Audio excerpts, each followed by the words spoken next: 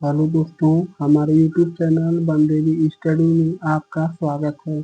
तो आज हम आपके लिए यहाँ दोस्त Assam rifle technical and tradesman के हमारे जो भी भाई दौड़ और फिजिकल पास कर चुके हैं उन लोगों के लिए मैं जीके और जीएस के टोटल 25 प्रश्नों को लेकर आया हूँ। तो यही जो 25 प्रश्न जीके जीएस हैं यह आपके एग्जाम के लिए 100% महत्वपूर्ण होने वाले हैं। और यह जो 100% 25 प्रश्न है यह PYQ प्रश्नों पर आधारित है और आपके एग्जाम में 100% छपने का पूरा चांस है। ठीक है दोस्त, तो आप लोग अभी भारत में किसी भी सरकारी नौकरी या गवर्नमेंट जॉब की तैयारी कर रहे हैं तो सबसे पहले आप हमारे चैनल को सब्सक्राइब कर लीजिए।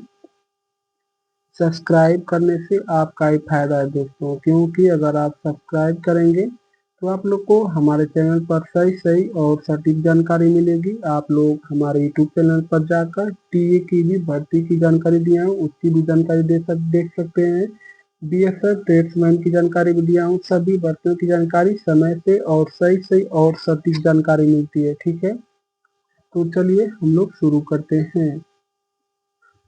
देखिए दोस्त, हमारा जो पहला प्रश्न है इसको हम लोग देखते हैं। राष्ट्रीय विज्ञान दिवस किस वैज्ञानिक की खोज के उपलक्ष्य में मनाया जाता है? तो सबसे पहले हम लोग का जो राष्ट्रीय विज्ञान दिवस है यह प्रत्येक वर्ष 28 फरवरी को मनाया जाता है। ठीक है, और यह किस वैज्ञानिक की खोज के उपलक्ष्य में मनाया जाता है? तो यह हमारा सर सीवी रमन, इन्होंने रमन प्रभाव की खोज की थी। तो ऑप्शन सी होगा इस प्रश्न का उत्तर। अगला प्रश्न है, भारत में सर्वप्रथम विश्वविद्यालय कहाँ स्थापित किया गया था? तो भारत में सर्वप्रथम विश्वविद्यालय कोलकाता में स्थापित किया गया था, यानी कि इस जो प्रश्न का उत्तर होगा ऑप्शन सी होगा। अगला प्रश्न है, भीमा कोरेगांव युद्ध में किसकी हार हुई थी? तो जो भीमा कोरेगांव में युद्ध हुई थी उसमें किसकी हार हुई थी? तो उसमें दोस्तों हमारी पेशवा बाजीराव द्वितीय की हार हुई थी। तो इस प्रश्न का उत्तर हमारा ऑप्शन ए होगा। अगला प्रश्न है, भारत की किस नदी को वृद्ध गंगा कहा जाता है? तो भारत की किस नदी को वृद्ध गंगा के नाम से जाना जाता है? तो वृद्ध गंगा के नाम से हमारी गोदावरी नदी को जाना जाता है। तो इस प्रश्न का उत्तर दोस्तों हमारा ऑप्शन ए होगा, गोदावरी नदी को वृद्ध गंगा के नाम से जाना जाता है। अगला प्रश्न है, INS अरिहंत क्या है? तो देखिए दोस्त, पहली परमाणु पनडुब्बी जो है हमारी उसका नाम है INS अरिहंत। ठीक है, और जो दूसरी है INS अरिघात उसका नाम है। ठीक है, आज दूसरी परमाणु पनडुब्बी हमारी INS अरिघात। तीसरी अभी बनी नहीं है, अभी बन रही है लेकिन इसका नामकरण हो गया है। इसका नाम है INS अरिधमान। तो इसका नाम है हमारा अरिधमान। यह INS है, इंडियन नेवल शिप इसका अर्थ है। तो इसका जो उत्तर होगा वह हमारा ऑप्शन सी होगा। यह एक प्रकार की परमाणु पनडुब्बी है, तो ऑप्शन सी होगा इस प्रश्न का उत्तर। अगला प्रश्न है, अंतरिक्ष में जाने वाली पहली भारतीय रोबोट महिला का नाम क्या है? ठीक है, तो देखिए जो विश्व में पहली महिला थी अंतरिक्ष में जाने वाली उसका नाम है वो वेलेंटीना तेरेस्कोवा। ठीक है, वेलेंटीना तेरेस्कोवा। और जो भारतीय महिला है अंतरिक्ष में जाने वाली उनका नाम है कल्पना चावला। ठीक है, तो यह क्या पूछा है? रोबोट महिला पूछा है। ठीक है, भारतीय रोबोट महिला का अंतरिक्ष में जाने वाली पहली महिला कौन थी? तो वह थी हमारी व्योमित्र, यानी कि यह एक प्रकार की रोबोटिक महिला है, AI के द्वारा बनाई गई। तो ऑप्शन ए होगा इस प्रश्न का उत्तर। अगला प्रश्न है, विश्व का सबसे गहरा महासागर कौन सा है? तो विश्व का सबसे गहरा महासागर हमारा प्रशांत महासागर है। तो सॉरी दोस्तों, यह प्रशांत महासागर तो ऑप्शन में ही नहीं दिया है। तो यह विश्व का सबसे गहरा महासागर कौन सा है? तो विश्व का सबसे गहरा महासागर हमारा प्रशांत महासागर है। इसको पैसिफिक महासागर के नाम से भी जाना जाता है, यानी कि ऑप्शन डी होगा इस प्रश्न का उत्तर। अगले प्रश्न को देखते हैं। ग्लोबल इनोवेशन इंडेक्स 2023 में भारत की रैंक क्या थी? तो ग्लोबल इनोवेशन इंडेक्स में जो 2023 में भारत की रैंक क्या थी? वह हमारी 42वीं रैंक थी ग्लोबल इनोवेशन इंडेक्स में, यानी कि ऑप्शन बी होगा इस प्रश्न का उत्तर, 42वीं रैंक। अगला प्रश्न है, भारत की पहली महिला गवर्नर कौन थी? तो भारत की पहली महिला गवर्नर हमारी श्रीमती सरोजनी नायडू थी। तो यह उत्तर प्रदेश की रही थी, यानी कि ऑप्शन जो होगा वह हमारा ऑप्शन ए होगा इस प्रश्न का उत्तर। अगला प्रश्न है, सर्वेक्षण विभाग सर्वे ऑफ इंडिया किस मंत्रालय के अंतर्गत आता है?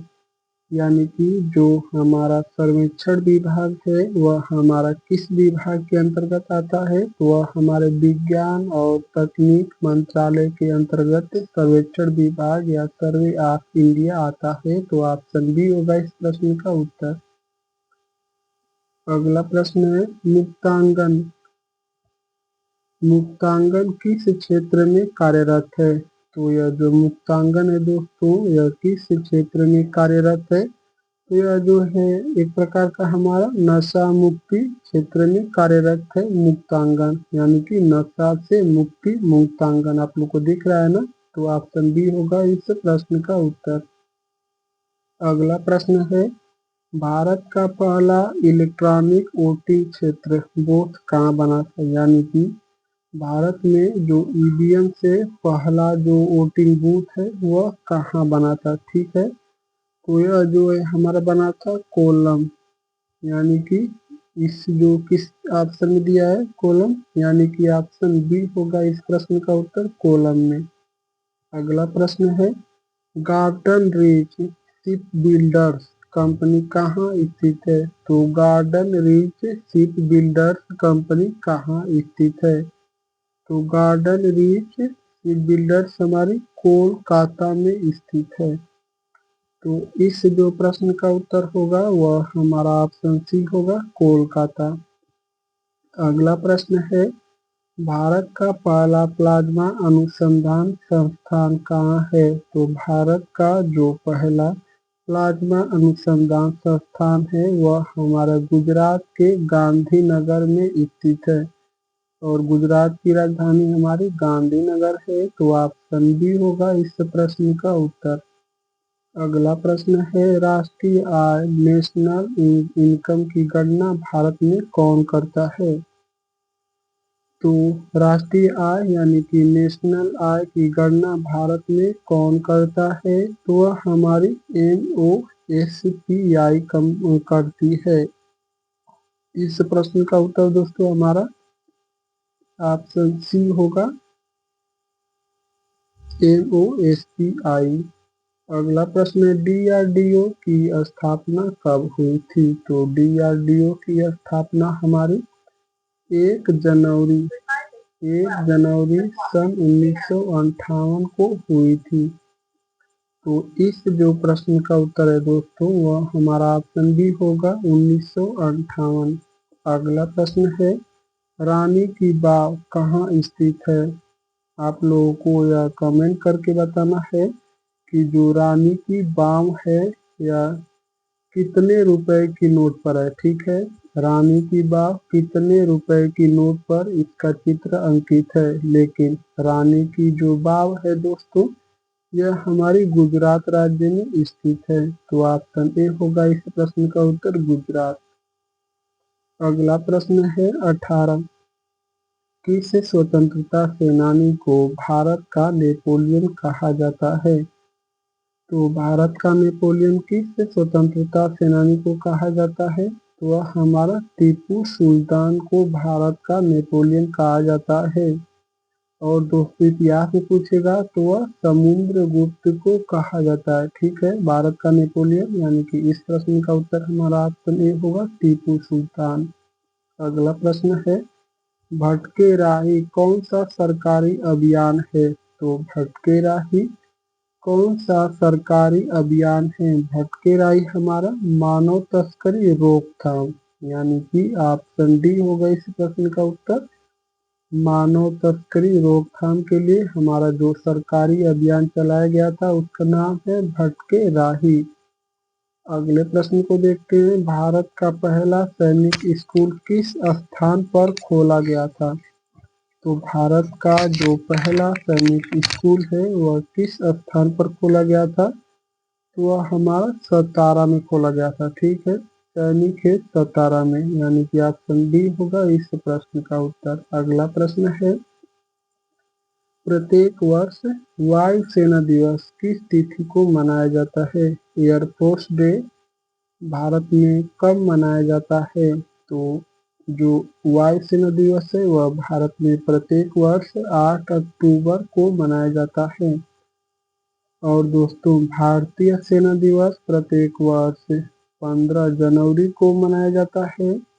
और इंडियन नेवी डे यानी कि नौसेना दिवस प्रत्येक वर्ष 4 दिसंबर को मनाया जाता है। तो इस प्रश्न का उत्तर दोस्तों हमारा ऑप्शन सी होगा, 8 अक्टूबर को प्रत्येक वर्ष वायु सेना दिवस के रूप में मनाया जाता है। अगला प्रश्न है, शून्य बजट प्राकृतिक खेती का प्रमुख लाभ क्या है? तो शून्य बजट प्राकृतिक खेती का जो प्रमुख लाभ है वह है दोस्तों हमारा रासायनिक खाद पर निर्भरता घटाना, यानी कि ऑप्शन बी होगा इस प्रश्न का उत्तर। अगला प्रश्न है, मृदा स्वास्थ्य कार्ड योजना कब शुरू हुई थी? तो जो मृदा स्वास्थ्य कार्ड योजना है वह हमारे सन 2015 में शुरू की गई थी मोदी सरकार के द्वारा, यानी कि ऑप्शन बी होगा इस प्रश्न का उत्तर। अगला प्रश्न है, एनडीआरएफ का गठन किस अधिनियम के तहत हुआ था? तो एनडीआरएफ का गठन किस अधिनियम के तहत हुआ था? तो यह हमारा आपदा प्रबंधन अधिनियम सन 2005 का था। ठीक है, इसी के तहत एनडीआरएफ का मतलब गठन हुआ था। तो ऑप्शन ए होगा इस प्रश्न का उत्तर। आपदा प्रबंधन अधिनियम सन 2005 के तहत एनडीआरएफ का गठन किया गया। अगला प्रश्न है, ब्रह्मोस मिसाइल किस रेंज की मिसाइल माना जाती है? तो यह हमारा लास्ट प्रश्न है दोस्तों।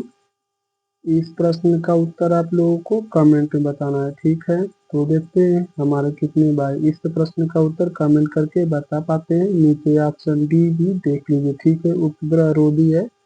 अगर दोस्तों आप लोग हमारे यूट्यूब चैनल बंदेवी स्टडी पर पहली बार आए हैं तो हमारे चैनल को सब्सक्राइब कर लीजिए। वीडियो अच्छी लगी है तो एक लाइक जरूर से कर दीजिए। आप लोग यह भी कमेंट करके बताइए कि यह जो मैं आप लोगों के लिए 25 जीके जीएस का लेकर आया था यह आप लोग को कैसा लगा। और दोस्तों, अपनी समस्याओं को आप लोग हमारे कमेंट बॉक्स में जरूर से छोड़ दीजिए। चलिए हम ये वीडियो को क्लोज करते हैं। आप लोग का बहुत बहुत धन्यवाद दोस्तों।